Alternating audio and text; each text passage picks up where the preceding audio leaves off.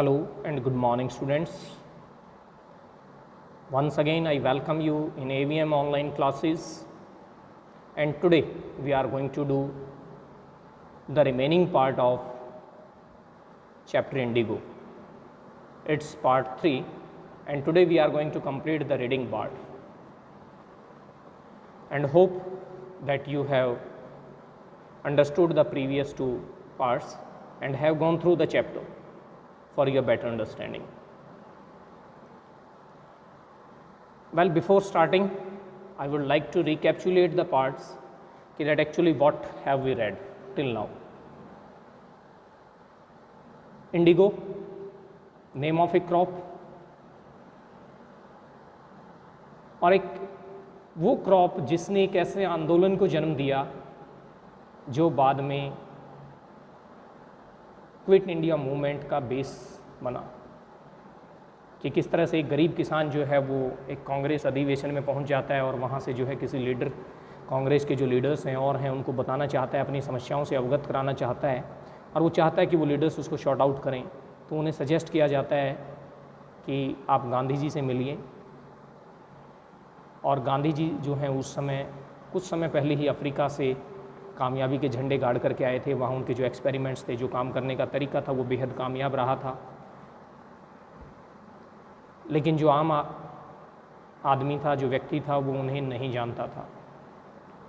उन लोगों तक उस समय जो है इतनी जानकारियाँ उपलब्ध नहीं थी। लेकिन इस मूवमेंट ने उन्हें जन जन तक पहुँचा दिया कि देश का आम नागरिक भी ये जानने लगा कि गांधी जी के काम करने का तरीका क्या है और किस तरह से वो जो है लोगों को साथ लेकर के आगे बढ़ते हैं। और यहाँ भी कुछ ऐसा ही हुआ कि जिस समय वो अपनी इंक्वायरी शुरू करते हैं और करते हैं, तो ब्रिटिशर्स जो हैं वो डर के मारे, खौफ के मारे उन्हें वहाँ से जाने के लिए कहते हैं, लेकिन वो ऐसा नहीं करते हैं। और इसकी एवज में उन्हें कोर्ट में पेश होने के लिए कहा जाता है।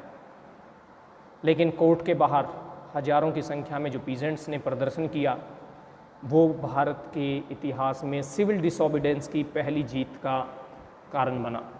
और मजबूरन जो है मजिस्ट्रेट को, ब्रिटिशर्स को उनको रिलीव करना पड़ता है, रिहा करना पड़ता है बिना किसी सजा के। उनके खिलाफ केस को भी बाद में ड्रॉप कर दिया जाता है। तो वो अपनी जिस तरह की जो इंक्वायरी कर रहे हैं शेयर क्रॉपर्स के मामले में और चीज़ों में, उन चीज़ों का दायरा बढ़ाते हुए, उसमें तेज़ी लाते हुए, और फिर उनके बाद जो है उन्हें लेफ्टिनेंट गवर्नर के द्वारा बुलाया जाता है बातचीत के लिए। तो आगे हम शुरू करेंगे अपना chapter. Gandhi had 4 protracted interviews with the lieutenant governor, who as a result appointed an official commission of inquiry into the indigo sharecroppers situation। तो गांधी जी की जो है उन लिeutenant गवर्नर के साथ 4 दौर की लंबी बातचीत होती है। प्रोट्रैक्टेड काफ़ी लंबी जो हो, लॉन्ग के लिए यूज़ किया जाता है ये वर्ड। तो लंबे दौर की जो है उनके साथ बातचीत होती है, और उन सब का रिज़ल्ट ये निकलता है कि जो लिeutenant गवर्नर हैं वो एक ऑफिशियल कमीशन नियुक्त कर देते हैं। एक आधिकारिक रूप से जो एक आयोग का गठन कर दिया जाता है जो इंडिगो के मामले में इंक्वायरी करेगा, छानबीन करेगा, तहकीकात करेगा। The commission consisted of landlords, government officials and Gandhi as the sole representative of the peasants. और ये जो कमीशन था, ये जो आयोग बना, इसमें जो है जो लैंडलॉर्ड्स थे, जमींदार, उनके नुमाइंदे भी थे, गवर्नमेंट ऑफिशियल्स थे, सरकारी अधिकारी भी थे, और जो गरीब किसान हैं उनके एकमात्र प्रतिनिधित्व Gandhi ji. Gandhi remained in Champaran for an initial uninterrupted period of 7 months and then again for several shorter visits. और गांधी जी जो हैं चंपारण में लगातार 7 महीने तक बिना उस जगह को छोड़े वहाँ रहे। उसके बाद में फिर थोड़े थोड़े समय के लिए वो विज़िट करते हैं, शॉर्टर विजिट्स के लिए जो है वो वहाँ गए। The visit undertaken casually on the entreaty of an unlettered peasant in the expectation that it would last a few days occupied almost a year of Gandhi's life। यानी कि जो एक विज़िट, जो एक यात्रा शुरू हुई थी एक अनपढ़ किसान के बुलावे पर, और इस उम्मीद के साथ कि कुछ एक दिनों में शायद मामला सुलझ जाएगा, बात हो जाएगी, उसने गांधी जी के जीवन का 1 साल जो है वो ऑक्यूपाई कर लिया। वो 1 साल जो है उनका वो लग गया वहाँ।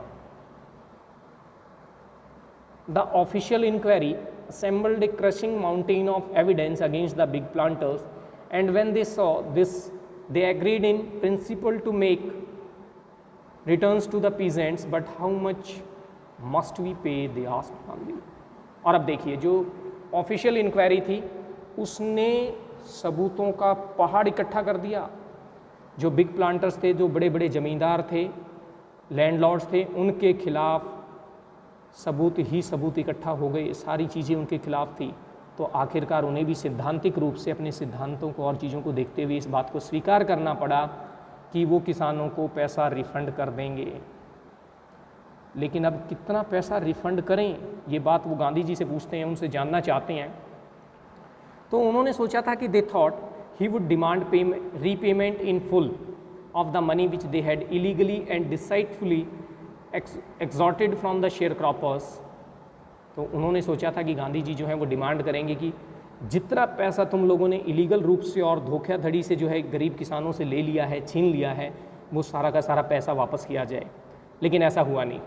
He asked only 50%। तो गांधी जी जो है थोड़ा उन लैंडलॉर्ड्स की तरफ भी, उनकी दशा भी देखते हुए बेचारों को जो है 50% के लिए ही कहा जाता है कि आप 50% दे दें। देयर ही सीम एडमेंट, और यहाँ इस बात के ऊपर वो जो है अड़े हुए दिखते हैं, जिद्दी दिखते हैं कि भाई 50 से कम में नहीं मानूंगा मैं बिल्कुल भी। Writes reverend J.Z. Hodge, a British missionary in Champaran who observe the entire episode at close range. और ये बात किसने बताई कि इस बात को लेकर के गांधी जी जो है पूरी तरह से जिद पर अड़ जाते हैं कि उस समय जो एक ब्रिटिश मिशनरी था J.Z. हॉज, जो इस पूरे घटनाक्रम को, इस चंपारण एपिसोड को बड़े नज़दीक से देख रहा था, रिकॉर्ड कर रहा था, उन चीज़ों को लिख रहा था, तो उसने ऐसा बताया, thinking probably that he would not give way, the representative of the planters offered to refund to the extent of 25%, and to his amazement Mr. Gandhi took him at his word, thus breaking the deadlock। तो उन लोगों ने ये सोच करके कि नहीं, गांधी जी अब नहीं मानेंगे, तो वो क्या करते हैं, वो सिर्फ 25% का ऑफ़र देते हैं कि देखो जी, हम तो 25% पैसा वापस दे सकते हैं, इससे ज़्यादा देने वाली हम स्थिति में नहीं है, हमारे पास इससे ज़्यादा पैसा देने के लिए नहीं है। और सभी को हैरान करते हुए गांधी जी ने भी उस बात को स्वीकार कर लिया, और इस तरह से जो बातचीत में एक डेडलॉक क्रिएट हो गया था, जो एक गतिरोध आ गया था कि वो बातचीत अब आगे नहीं बढ़ पा रही थी, कोई प्रोग्रेस नहीं थी उस मैटर में, उसको ख़त्म किया कि ये मामला आगे बढ़े और पूरी तरह से फाइनल अपने अंजाम तक पहुँचे। This settlement was adopted unanimously by the commission. और ये जो सेटलमेंट थी, ये जो समझौता था, इसको उस कमीशन ने बिना किसी विरोध के या बिना कोई अमेंडमेंट के स्वीकार कर लिया। Gandhi explained that the amount of the refund was less important than the fact that the landlords had been obliged to surrender part of the money and with it part of their prestige. और बाद में Gandhi ji explain करते हुए इस बात को आगे बताते हैं कि इसमें सबसे ज़रूरी क्या था कि जो अमाउंट वो 25% दे रहे थे वो इतना इम्पॉर्टेंट नहीं था, उससे भी कहीं ज़्यादा इम्पॉर्टेंट ये बात थी कि वो लैंडलॉर्ड्स पैसा देने को ऑब्लाइज तो हुए, पैसा देना उन्होंने स्वीकार तो किया, और इस पैसे के साथ साथ उनका वो सम्मान भी जा रहा था, क्योंकि अदरवाइज़ जो लैंडलॉर्ड्स थे वो सिर्फ और सिर्फ लेना लेना ही जानते थे, दिया उन्होंने कभी नहीं था। तो इट वॉज फर्स्ट टाइम कि उनको देने के लिए मजबूर किया जा रहा है, जो चीज़ उन्होंने धोखाधड़ी से बेवकूफ़ बना करके ले ली थी वो उन्हें लौटाने के लिए विवश किया गया है। तो ये अपने आप में एक बहुत बड़ी जीत थी कि उनका वो सम्मान कि हम लेना जानते हैं देना नहीं जानते, वो भी वो खो रहे थे। तो therefore as far as the peasants were concerned, the planters had behaved as lords above the law। और देखिए फिर दूसरी बात क्या थी कि यहाँ ये जो लैंडलॉर्ड्स थे ये उन किसानों के साथ, पीजेंट्स के साथ कैसा बिहेव करते थे, किस तरह का व्यवहार होता था, अपने आप को कानून से भी ऊपर मानते थे कि जो कुछ है वो हम ही हैं, कानून वानून कुछ नहीं है। But now the peasants saw that he had rights and defenders, he learned courage. लेकिन अब जो किसान थे उन्होंने ये बात समझ ली थी, वो ये बात देख चुके थे कि उनके अपने अधिकार हैं और उनके अपने अधिकारों की रक्षा करने वाले डिफेंडर्स भी हैं, उनके अधिकारों की रक्षा भी की जा सकती है।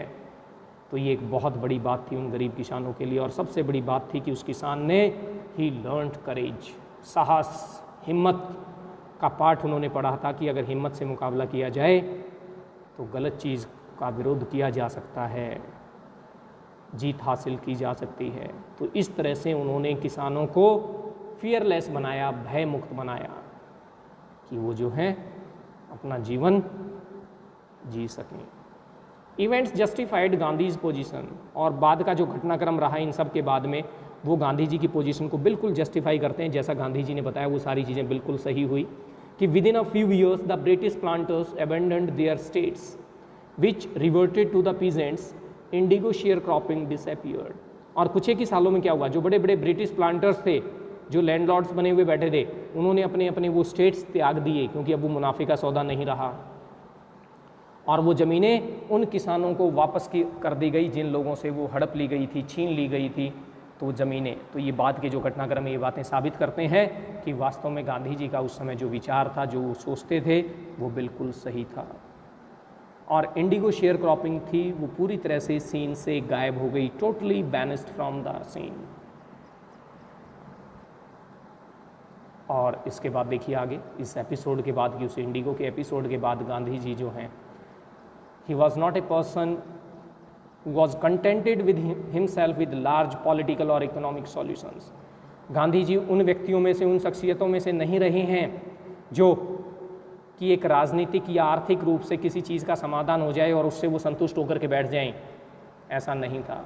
He saw the cultural and social backwardness in the Champaran villages and wanted to do something about it immediately। और उन्होंने जो है वहाँ सांस्कृतिक और सामाजिक रूप से जो पिछड़ापन देखा चंपारण के गांव में, तो वो चाहते थे कि तुरंत प्रभाव से इनके लिए कुछ ना कुछ किया जाए। ही अपील फॉर टीचर्स, तो उन्होंने अध्यापक जो हैं टीचर्स से, उन लोगों से अपील की। महादेव देसाई, नरहरि पारिक और दो यंग मैन जो हैं जिन्होंने अभी गांधी जी को हाल ही में जो ज्वाइन किया था एज डिसिपल्स, शिष्य के रूप में उनके जो है वो ज्वाइन हुए थे। एंड देयर वाइव्स, उनकी पत्नियाँ, वॉलंटियर्ड फॉर द वर्क, वो स्वेच्छा से अपने आप को इस काम के लिए जो हैं उनके सामने पेश करते हैं कि जी हम ये बेड़ा उठाएंगे, हम इन लोगों को समझाएंगे, सिखाएंगे, इनको इस बैकवर्डनेस से ऊपर उठाएंगे, बाहर निकालेंगे। Several more came from Bombay, Pune and other distant parts of the land. और इसके अलावा भी और काफ़ी सारे लोग जो हैं, मुंबई जिसे आज जाना जाता है, जिसे पहले बॉम्बे कहा जाता था, पुणे से और देश के दूसरे हिस्सों से जो है अलग अलग लोग आकर के वहाँ अपनी सेवाएं देते हैं, स्वेच्छा से मदद करते हैं उन लोगों के सामाजिक ढांचे को ऊपर उठाने की। देवदास, गांधी जी यंगेस्ट सन, गांधी जी का जो सबसे छोटा बेटा है देवदास, अराइव्ड फ्रॉम द आश्रम, आश्रम से आया वो भी। सो डिड मिसिस गांधी, इसी तरह से महात्मा गांधी जी की जो वाइफ थी वो भी। Primary schools were open in 6 villages, 6 गाँव में प्राइमरी स्कूल खोले जाते हैं। कस्तूरबा बाई टॉट द आश्रम rules on personal cleanliness and community sanitation. और जो कस्तूरबा बाई गांधी जी की वाइफ जो है, वो जो आश्रम के उनके अपने नियम थे कि वहाँ किस तरह से जो है पर्सनल क्लीनलीनेस, अपनी स्वेच्छा, अपनी जो है साफ़ सफाई, निजी साफ़ सफाई हम किस तरह से रखें अपने आप को, किस तरह से।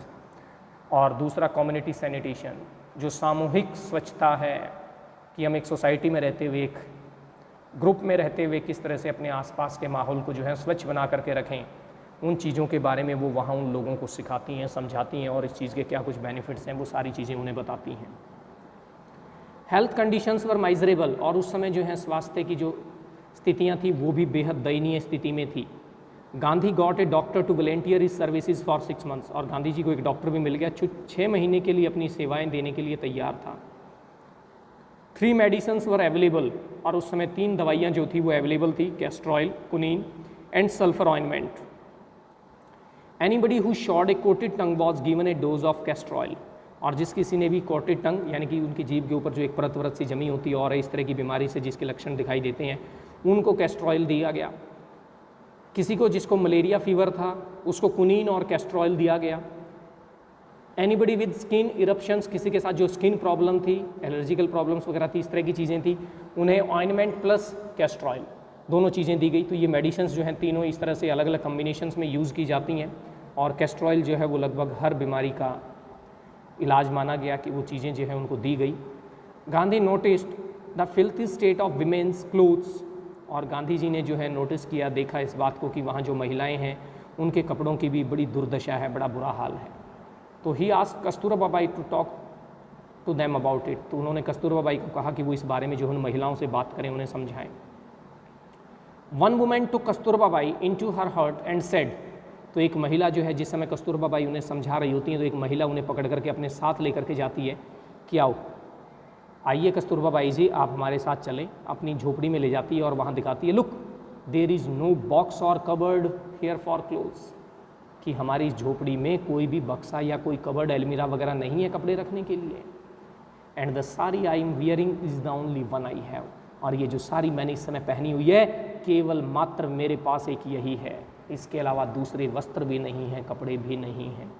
तो ये उनकी उस गरीबी को झलक आ रहा है। तो किस तरह से, यानी कि आप नो डाउट कि आप हमें समझाने की कोशिश कर रही हैं, आप हमें बता रही हैं, लेकिन हमारे पास हैसियत ही नहीं है, हमारे पास वो चीज़ें हैं ही नहीं, कि शायद हो सकता है वो लोग भी समझते हैं कौन गंदा रहना चाहेगा, कौन इस तरह के हाल में रहना चाहेगा, लेकिन वास्तव में उनकी गरीबी ही ऐसी थी। During his long stay in Champaran, Gandhi kept a long distance watch on the आश्रम, और हालांकि दूर चंपारण में रहते हुए भी जो गांधी जी हैं वो अपने आश्रम के ऊपर भी दूर से एक निगाह बनाए रखते हैं वहाँ से। He sent regular instructions by mail and asked for financial accounts, और वो वहीं से जो है लगातार इंस्ट्रक्शंस भेजते रहते हैं मेल के द्वारा, डाक के द्वारा, और फाइनेंशियल अकाउंट्स वगैरह की किस तरह से कैसे क्या कुछ लेखा जोखा है, हिसाब किताब है, उन सारी चीज़ों के बारे में पूछते रहते हैं। यानी कि ये चीज़ें दिखाती हैं कि वो इतनी दूर बैठ करके भी कैसे अपने आश्रम को भी मैनेज कर रहे थे, बढ़िया तरीके से उसको चला रहे थे। ऐसा नहीं कि उनकी एब्सेंस में वहाँ सारी चीज़ें डिस्टर्ब्ड हो जाएं। Once he wrote to the residents that it was time to fill in the old latrine trenches and dig new ones, otherwise the old ones would begin to smell bad.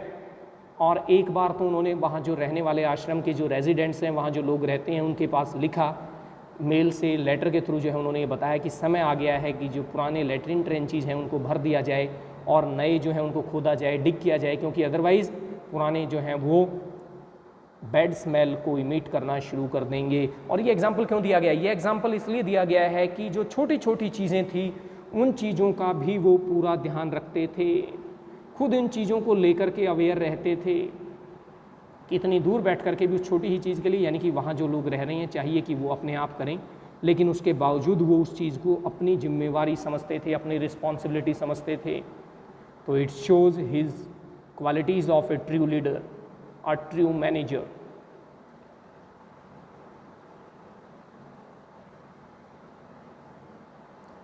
The Champaran episode was a turning point in Gandhi's life.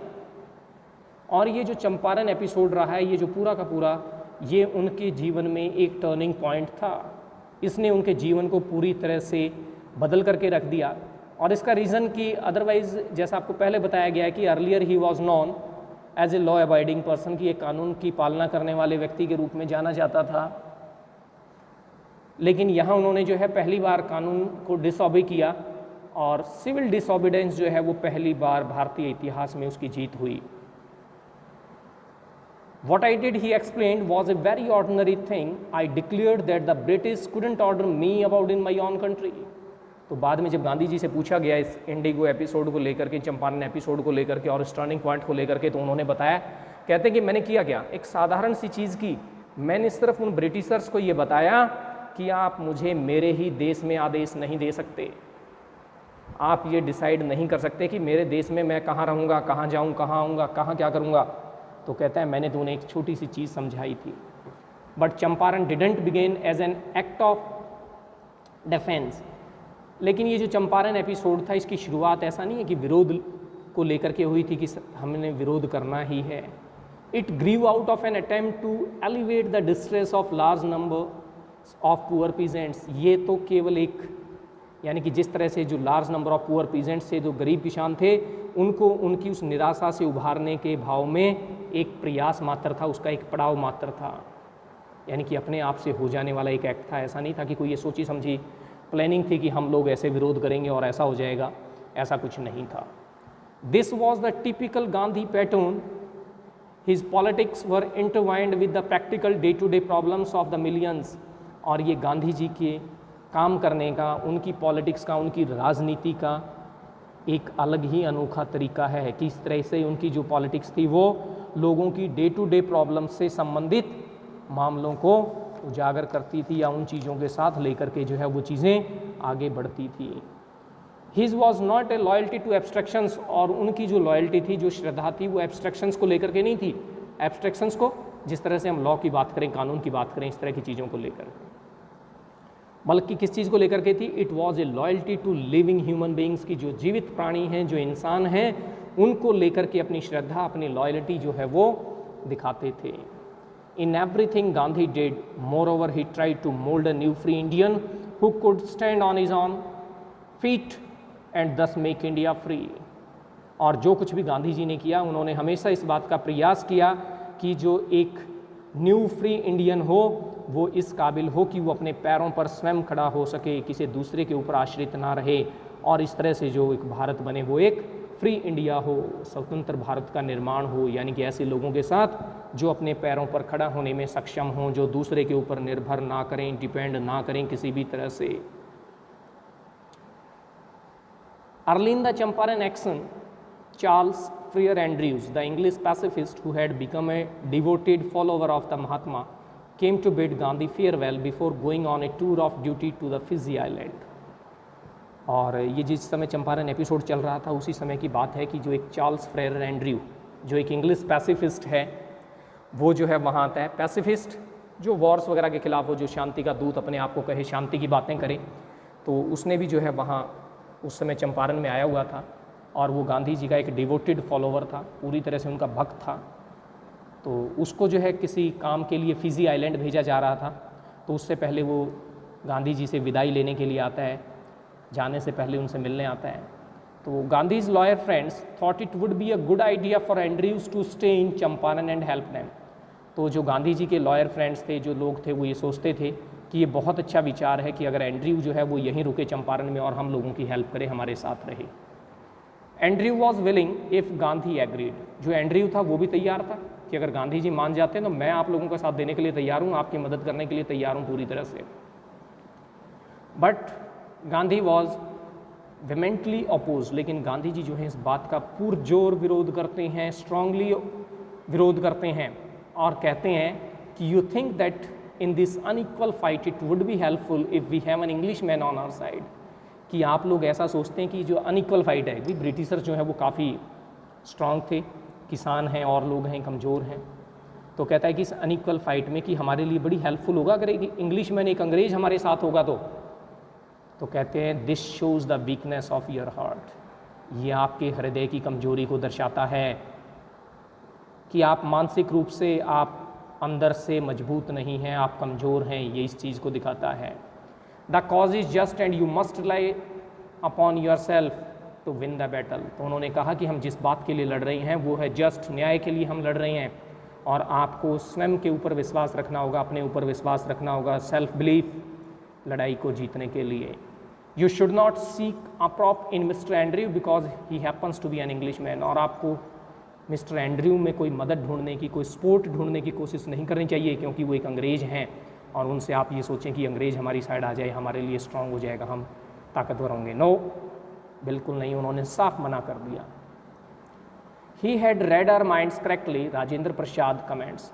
तो बाद में जो है राजेंद्र प्रसाद जी ने ये बात बताई है कि उन्होंने हमारे दिमाग को, हमारे मन को पढ़ लिया था पूरी तरह से, और कहता है उनकी उस बात का हमारे पास कोई रिप्लाई नहीं था। We had no reply. Gandhi in this way taught us a lesson in self reliance. और इस तरह से गांधी जी ने हमें एक सेल्फ रिलायंस का पाठ पढ़ाया। Self reliance, to believe on yourself, depend on yourself, कि अपने अंदर विश्वास रखें, अपने आप के ऊपर विश्वास रखें। Self reliance, Indian independence and help to share croppers were all bound together. और ये तीनों चीज़ें, जो सेल्फ रिलायंस, इंडियन इंडिपेंडेंस और जो शेयर क्रॉपर्स की जो हेल्प है, ये सारी चीज़ें इकट्ठा एक दूसरे के साथ मिली हुई थी। ऐसा नहीं है कि इन चीज़ों को अलग अलग करके देखा जा सकता है। तो well dear, it's all about your this chapter indigo, it comes to an end. आप इसके जितने भी क्वेश्चंस जो दिए हुए हैं textual think as you read में, ऊपर चैप्टर में जितने क्वेश्चंस आए हैं वो चीज़ें साथ ही साथ करते रहें। अंडरस्टैंडिंग द टेक्स्ट के भी ये क्वेश्चन आपके पास हैं, चारों क्वेश्चन ये करेंगे। टॉकिंग अबाउट द टेक्स्ट में आप पहले वाला क्वेश्चन कर लें। सेकंड भी आपको पता होना चाहिए कि एक ट्रू लीडर की क्वालिटीज़ क्या होती हैं, तो यहाँ तक कि आप ये क्वेश्चन करें। एडिशनल क्वेश्चंस के लिए देखिए कि ये जो लास्ट की स्टेटमेंट है, self reliance, Indian independence and help to share croppers were all bound together, Champaran episode was a turning point in Gandhi's life, इस तरह के काफ़ी सारे क्वेश्चंस बनते हैं. Go for the extra questions from your full marks book. So that's all for this lecture. Thanks and have a nice time till our next class.